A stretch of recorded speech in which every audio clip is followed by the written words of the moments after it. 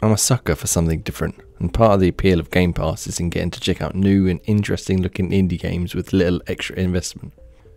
Jusant recently arrived on the service, and well, it might just be one of the most enjoyable titles that not only Game Pass has afforded me the chance to check out, but possibly one of my favourite games this year, even outside of the subscription service. Coming from Don't Nod, I had somewhat high hopes going in, having enjoyed their brand of storytelling and gameplay in previous titles such as Life is Strange.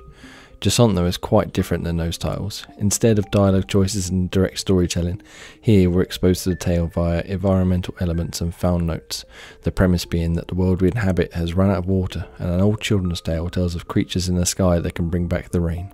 It's all nicely handled, offering up enough intrigue to have us go hunting for more notes while also not forcing players to sit through more than is necessary to get the gist of what's going on.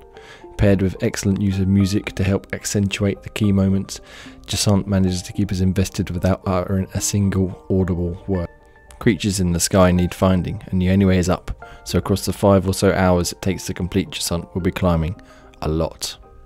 Luckily, the climbing mechanic here is supremely satisfying to use. Using the left and right triggers for the associated hand, we alternate between trigger presses while using the analog stick to guide our path. After initial falls while trying to get the rhythm, once I got into it I found it really enjoyable to scamper up, around and over the vertical pathways from ground level to our eventual destination in the clouds. There are extra elements to consider when beginning the climb: our generous stamina meter, the ability to jump or hang slack and swing on the rope, the finite, although again generous, length of rope, but it rarely tripped me up. In fact, Don't Nod seem to have crafted the pathways with Playdead's gameplay philosophy in mind. Often we have just enough slack to make our destination, or our jump gets a slight invisible hand boost. That's not to say we can't fail, and it's entirely possible to get to the top of a section only to slip and fall right back down. We can place up to 3 pitons along our route to act as semi-save points for this, though these also get used to help us in other ways, so are best saved when we absolutely need them. We're accompanied by a super cute companion throughout who's able to activate some of the fauna on the walls, sprouting out new handholds to grasp, or calling levitating sprites to give us an extra boost. They can also give us a hint as to where the hidden collectibles are or where we're supposed to go next. And yes, you can pet them. In truth though, we don't often need guidance as to where to go. Jusant is a very linear experience, offering up small alternate pathways where extra story and collectibles are hidden, but we then mostly need to follow our steps back to get to the main path. There are no bogus routes or ways to get lost otherwise. If we can climb something, it is certainly the way to be going next.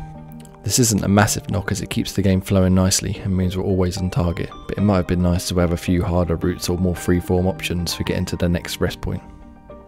Using Unreal 5 was also a smart move, as Jusant looks stunning throughout. The painterly, almost flat shaded art style are capable of some genuine moments of beauty, and scenes where mostly looking up Don't Nod take the occasional moment to give us a stunning vista for our troubles.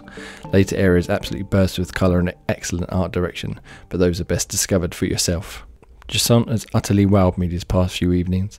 The simple but effectively done climbing mechanic is supremely rewarding to use, giving us a great sense of accomplishment even though really it's probably harder to fail than succeed.